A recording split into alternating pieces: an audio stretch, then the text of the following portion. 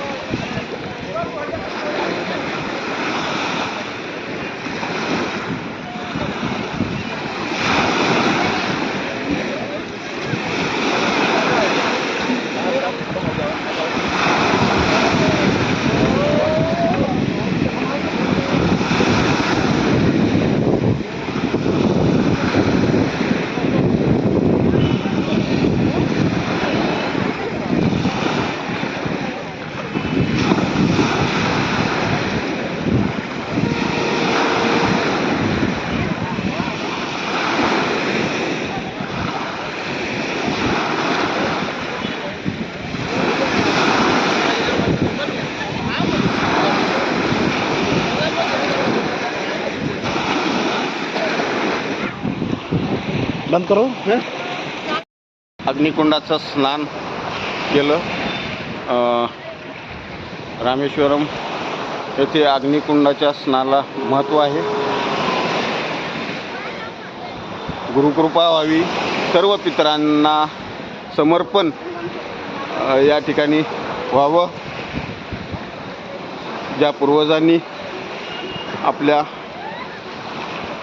पिढ्यानपिढ्या या ठिकाणी येऊन समर्पण केलेलं आहे, अगदी पितरांना समर्पित ही स्नान असते।